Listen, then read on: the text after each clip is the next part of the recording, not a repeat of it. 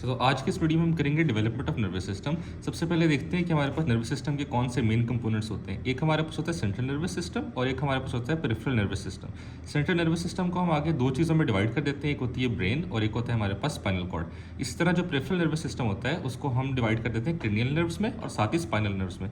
Cranial nerves हमारे पास वो होती है जो हमारे पास मेनली ब्रेन से अराइज हो रही है और हमारे पास स्पाइनल नर्व्स वो होती है जो हमारे पास स्पाइनल कॉर्ड से अराइज हो रही है। क्रेनियल नर्व्स के हमारे पास 12 पेयर्स होते हैं और स्पाइनल नर्व्स के हमारे पास 31 पेयर्स होते हैं।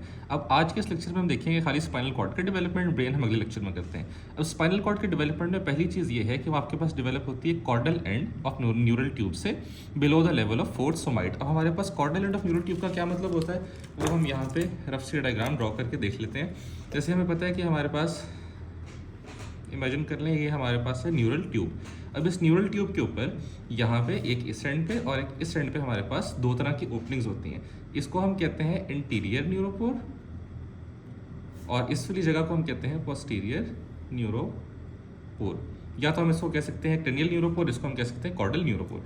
अब हमारे पास ये सारी की सारी थी न्यूरल ट्यूब। इसका जो हमारे पास अपर टू थर्ड पोर्शन होता है वो हमारे पास बनाता है ब्रेन और जो हमारे पास इसका लोअर वन थर्ड पोर्शन होता है वो हमारे पास बनाता है स्पाइनल कॉर्ड। अब जब आपके पास न्यूरल ट्यूब बन रही होती है तो आपके पास ये इंटीरियर न्यूरोपोर और पोस्टीरियर न्यूरोपोर शुरू में क्लोज नहीं होते, यानी ये दोनों एंड्स आपके पास न्यूरल ट्यूब के ओपन होते हैं। इंटीरियर न्यूरोपोर आपके पास क्लोज होता है 25th डे के ऊपर और आपके पास जो पोस्टीरियर न्यूरोपोर है वो क्लोज होता है 28th डे के ऊपर। अगर आपके पास फेलियर हो जाए इंटीरियर न्यूरोपोर के क्लोज होने का तो आपके पास एक डिजीज़ होती है जिसको आप कहते हैं एनेनसेफेली।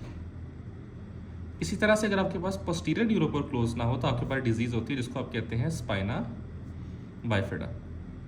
इसको आपको इस लेक्चर में याद रखने की जरूरत नहीं है, लेकिन मेन चीज़ ये है कि हमें ये पता होना चाहिए कि हमारे पास न्यूरल ट्यूब से सारी की सारी डेवलपमेंट होनी है और उसके अंदर हमारे पास जो इंटीरियर न्यूरोपोर है, जो ऊपर वाला two third area neural tube का, वो हमारे पास बनाएगा ब्रेन और जो नीचे वाला हमारे पास वो बनाएगा स्पाइनल कॉर्ड। अब हमें एक और बात भी पता है कि हमारे पास बॉडी में होते हैं सोमाइट्स, यानी इस तरह से हमारे पास यहाँ पे पड़े हुए होते हैं सोमाइट्स।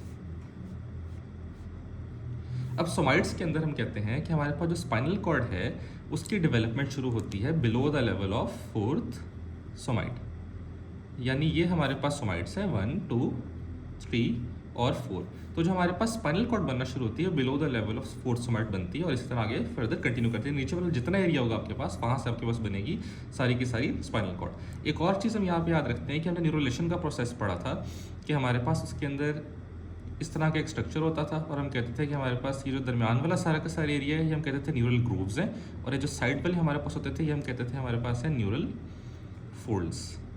ये न्यूरल फोल्ड्स होता था और सेंट्रल एरिया हमारे पास होता था न्यूरल ग्रूव और नीचे हमारे पास इस तरह से नोटोकॉर्ड पड़ी होती थी। तो इसी तरह ये दोनों फोल्ड्स एक दूसरे के करीब आते हैं और एक टाइम आता है कि वो दोनों आपस में इस तरह से क्लोज हो जाते हैं और उनके नीचे आपके पास क्या पड़ी हुई होती है नोटोकॉर्ड, यानी आपके पास बन जाती है न्यूरल ट्यूब और ये आपके पास इधर होती है नोटोकॉर्ड। अब यहाँ पे आपके पास जब न्यूरल ट्यूब क्लोज हो जाती है तो आपके पास इन दो एरियाज के ऊपर कुछ सेल्स पड़े हुए होते हैं जिनको आप कहते हैं, यहाँ पे आपके पास कुछ किस्म के सेल्स पड़े हुए होते हैं जिन्होंने आपके पास बनाना होता है पेरिफेरल नर्वस सिस्टम, यानी कि आपके पास उन्होंने बनाना होता है ऑटोनॉमिक नर्वस सिस्टम सिंपैथेटिक और पैरासिम्पैथेटिक वाले, और उसको आप कहते हैं न्यूरल क्रस्ट सेल्स। अब इसके बाद हम दोबारा वापस चलते हैं अपने आज के मेन टॉपिक की तरफ। अब देखिए स्पाइनल कॉर्ड में हमारे पास हमें ये पता होना चाहिए कि स्पाइनल कॉर्ड के मेन कंपोनेंट्स क्या होते हैं, यानी कौन कौन सी चीज़ें हैं जो हमने स्पाइनल कॉर्ड के अंदर बनानी है। उसके अंदर सबसे पहले हमारे पास होती है सेंट्रल कैनाल, फिर हमारे पास होता है ग्रे मैटर, फिर हमारे पास होता है वाइट मैटर, फिर हमारे पास होती है न्यूरॉन्स, सपोर्टिंग सेल्स और एक और चीज़ यहाँ पे हम सेपरेटली लिख लेते हैं एक्सॉन्स। यानी हमने आज के सारे लेक्चर के अंदर ये 6 चीज़ें बनानी है ताकि हमारे पास स्पाइनल कॉर्ड की डेवलपमेंट पूरी हो जाए। सबसे पहले देखते हैं कि हम सेंट्रल कैनाल कैसे बनाएंगे। अब सेंट्रल कैनाल बनाने के लिए हमारे पास ये सारी की सारी क्या थी, ये थी हमारे पास न्यूरल ट्यूब। अब इस न्यूरल ट्यूब के अंदर ये जो सारा सेंट्रल एरिया है ये उसका ल्यूमेन है और बाहर हमारे पास उसकी वॉल्स है, न्यूरल ट्यूब है। अब होता क्या है कि आपके पास 9th और 10th वीक के अंदर ये जो साइड पर उसकी वॉल्स है न्यूरल ट्यूब की उनकी प्रोलिफरेशन शुरू हो जाती है, यानी वो थिकन होना शुरू हो जाते हैं। एज अ रिजल्ट ये जो सारे एरिया आपके पास जो मैंने शेड किया हुआ है ये सारी की सारी थिकनिंग होगी आपके पास, इनकी वॉल्स की प्रोलिफरेशन होगी और जो सेंट्रल वाला एरिया आपके पास छोटा होके, यानी ल्यूमेन इतना बड़ा था लेकिन as a result of proliferation आपके पास ऐसा छोटा होता जाता है और ये जो रिमेनेंट स्ट्रक्चर रह जाता है उसको आप कहते हैं आपके पास है सेंट्रल कैनाल। कैनाल। तो सेंट्रल कैनाल के अंदर हमें 3 पॉइंट्स याद रखने हैं कि आपके पास कब बन रही है 9 से 10th वीक के ऊपर। उसमें हो क्या रहा है, आपके पास जो न्यूरल ट्यूब की वॉल्स हैं वो प्रोलिफरेट करना स्टार्ट होती है या थिक हो जाती है। एज अ रिजल्ट ल्यूमेन का डायमीटर डिक्रीज कर जाता है और जो रिमेनेंट स्ट्रक्चर रहता है वो आपके पास सारा का सारा सेंट्रल कैनाल होता है। उसके बाद एक और चीज़ देखते हैं कि हमारा एक चीज़ पूरी होगी, हमने सेंट्रल कैनाल बना ली। नेक्स्ट चीज़ हमारे पास क्या, हमने न्यूरॉन, सपोर्टिंग सेल्स और एक्सॉन्स वगैरह बनाने हैं। यानी ये जो हमारे पास पूरी की पूरी है ये हमारे पास दोबारा से न्यूरल ट्यूब है। अब मैं न्यूरल ट्यूब का आपको सिर्फ एक सेक्शन कट करके दिखा रहा हूँ, यानी ये मैंने एक सेक्शन न्यूरल ट्यूब का ले लिया। अब उस सेक्शन के अंदर उसको हम डिवाइड कर देते हैं इस तरह से जोन्स में। उसके अंदर जो पहला जोन होता है आपके पास उसका नाम होता है वेंट्रिकुलर जोन। जो आपके पास सेकंड है उसको हम कहते हैं इंटरमीडिएट जोन या मेंटल जोन, और जो आपके पास थर्ड होता है उसको आप कहते हैं मार्जिनल जोन। सबसे पहले देखते हैं कि हमारे पास यहाँ से पहले यानी वेंट्रिकुलर जोन के अंदर क्या क्या कुछ हो रहा है। जो वेंट्रिकुलर जोन के सेल्स होते हैं, ये जो मैंने आपको अभी ब्लू से दिखाए हैं, इनको हम कहते हैं न्यूरो एपिथेलियल सेल्स। अब ये जो न्यूरो एपिथेलियल सेल्स होते हैं, इन्होंने आपके पास क्या करना है, एक तो न्यूरॉन्स बनाने हैं और एक इन्होंने आपके पास बनाने हैं सपोर्टिंग सेल्स। अब ये न्यूरॉन्स कैसे बनाते हैं, सबका सेम प्रोसीजर और बहुत आसान प्रोसीजर है।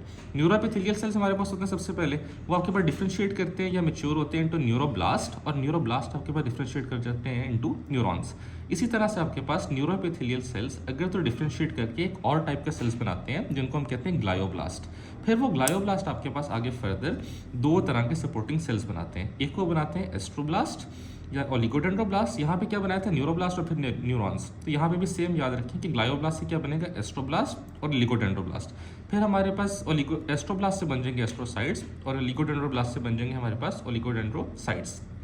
अब एक और चीज़ यहाँ पे याद रखें कि जब ये आपके पास जो न्यूरो एपिथेलियल सेल्स है जो मैंने ब्लू से शो किए थे, जब ये अपना सारा फंक्शन कर लेते हैं, यानी फंक्शन क्या था, न्यूरॉन्स भी बना लिए, सपोर्टिंग सेल्स भी बना लिए, तो उनमें से जब ये बूढ़े हो जाते हैं, ये ओल्ड हो जाते हैं, तो ये आपके पास डिफ्रेंशिएट हो जाते हैं इनटू एपेंडाइमल सेल्स। जो एपेंडाइमल सेल्स होते हैं वो भी आपके पास सपोर्टिंग सेल्स की एक टाइप है, और उनका मेन काम क्या होता है, आपके पास सेंट्रल कैनाल को लाइन करते हैं। तो अब हमने यहाँ पे 4 चीज़ें देख ली। सबसे पहले हमने सेंट्रल कैनाल बना ली थी, फिर हमने न्यूरॉन्स बना लिया, फिर हमने सपोर्टिंग सेल्स बना लिए। कौन कौन से, एस्ट्रोसाइट्स, ओलिगोडेंड्रोसाइट्स और एपेंडाइमल सेल्स। अब हमारे पास यहाँ पे 2 चीज़ें रहेगी, हमने भी एक्सॉन्स भी बनाने हैं, अभी हमने वो भी बनाने हैं वाइट मैटर भी और ग्रे मैटर भी। अब हमारा वेंट्रिकुलर जोन का काम यहाँ पे ख़त्म हो गया। उसके बाद क्या होता है, ये जो आपके पास वेंट्रिकुलर जोन होता है, यहीं से आपके पास कुछ सेल्स माइग्रेट या मूव कर जाते हैं इंटरमीडिएट या मेंटल जोन के अंदर। यानी कि कुछ सेल्स आपके पास यहाँ पे आ गए, और वो कुछ सेल्स आपके पास कौन से थे, वो आपके पास थे न्यूरोब्लास्ट। अब जो आपके पास न्यूरोब्लास्ट यहाँ पे आ जाते हैं, जब वो आपके पास मेच्योर होते हैं तो वो आपके पास इस तरह यहाँ पे बना देते हैं सेल बॉडीज। जो मैंने शेडेड एरिया बनाया है, आपके पास सारी की सारी सेल बॉडीज है जो इंटरमीडिएट जोन में पड़ी है। और हमें पता है कि आपके पास न्यूरॉन के अंदर एक चीज़ होती है सेल बॉडी है, तो आपके पास उससे कोई ना कोई एक्सॉन भी निकलेगा। तो आपके पास सारे इंटरमीडिएट जोन के अंदर सेल बॉडीज जमा हो जाती हैं, और उनका एक्सॉन यहाँ से निकल के सारा मार्जिनल जोन की तरफ आ जाता है। यानी जो मार्जिनल जोन है वहाँ पे आपके पास सिर्फ और सिर्फ एक्सॉन्स होते हैं। और हमें पता है कि अगर जहाँ पे हमारे पास सिर्फ और सिर्फ एक्सॉन्स होते हैं तो उस पोर्शन को हम कहते हैं माइलिनेटेड जगह, और वो आपके पास क्या बनाती है, वाइट मैटर। यानी वो आपके पास ये सारा एरिया माइलिनेटेड हो जाता है, और ये आपके पास क्या बनाएगी, वाइट मैटर। एक और चीज़ हम यहाँ पे याद रखेंगे कि आपके पास ये जो सारी की सारी न्यूरल ट्यूब थी ना, इसकी जो लाइनिंग होती है वो आपके पास होती है pseudo stratified columnar epithelium lining होती है। अब यहाँ पे हमने क्या क्या बना लिया, न्यूरॉन्स, सपोर्टिंग सेल्स, उसके बाद 3 तरह के थे, एस्ट्रोसाइट, ओलिगोडेंड्रोसाइट्स और एपेंडाइमल सेल्स, और फिर हमने यहाँ पे बना लिया वाइट मैटर। अब हमारे पास यहाँ पे रह गया है ग्रे मैटर।